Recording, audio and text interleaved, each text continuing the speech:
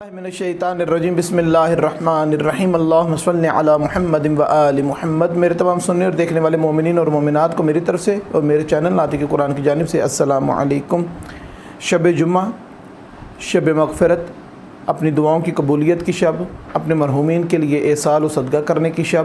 اپنے وقت کے امام کے ساتھ عہد و پیمان کرنے کی شب،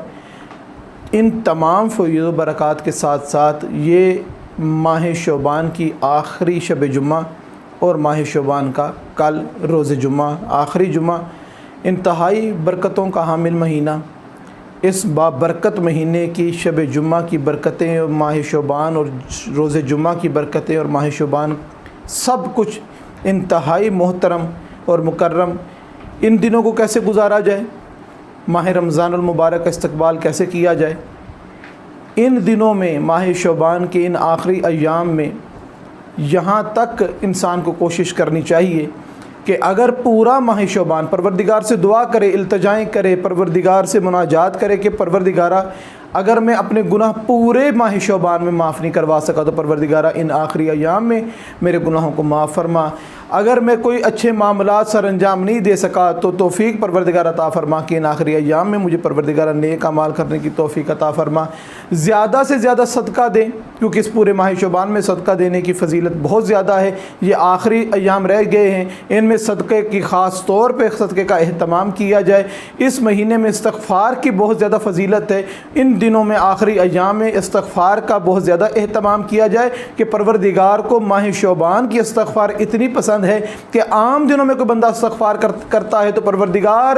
ایک استغفار کے بدلے ایک استغفار کو شمار کرتا ہے، مگر ماہ شعبان میں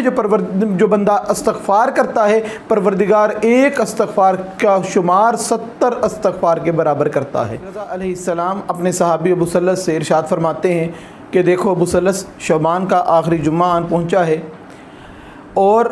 ابو سلس کو حضرت امام علی رضا علیہ السلام نے 8 نصیحتیں کی جو ہر مومن مرد اور عورت کے لیے ہیں کہ ان آخری ایام کو کیا کرو، کیسے گزارا جائے۔ مولا امام علی رضا علیہ السلام فرماتے ہیں کہ سب سے پہلے اپنے گناہوں کی معافی طلب کرو پروردگار سے، نمبر 2 زیادہ سے زیادہ استغفار کرو، نمبر 3 زیادہ سے زیادہ جتنا ہو سکے ان آخری ایام میں قرآن مجید کی تلاوت کرو،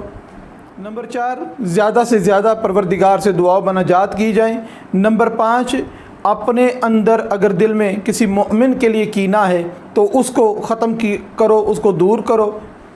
امام علی رضا علیہ السلام نے چھٹی نصیحت یہ فرمائی کہ ابو سلس اپنے واجب الادا معاملات کو بجا لاؤ، اور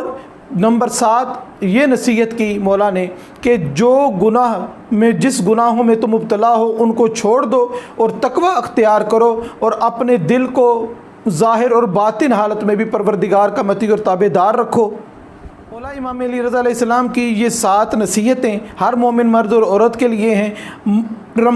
ماہ رمضان المبارک میں جا کر اپنے گناہوں سے معافی مانگنا، اپنے آپ کو گناہوں سے پاک کرنا، یہ لاکھ بہتر ہے کہ ماہ رمضان میں داخل اس طریقے سے ہوا جائے کہ کسی مومن اور مرد اور عورت کے ذمے کوئی گناہ باقی نہ رہے۔ اپنے معاملات کو ماہ شعبان میں صاف کر کے پروردگار سے گناہوں کی معافی مانگ کر بہترین طریقے سے صاف ظاہر اور باطن کے ساتھ ماہ رمضان المبارک میں ہم سب کو پروردگار داخل ہونے کی توفیق عطا فرمائے۔ شب جمعہ اپنے مرحومین کو یاد رکھنا، اپنے مرحومین کے لیے صدقہ دینا، اور روز جمعہ اپنے مرحومین کی قبور کی زیارت کرنا۔ پروردگار ہم سب کے مرحومین کے صغیرہ کبیرہ گناہوں کو معاف فرمائے اور ہم سب کو اپنے لیے اپنی آخرت کے لیے نیک اعمال اکٹھے کرنے کی توفیق عطا فرمائے۔ وما علینا الا البلاغ المبین۔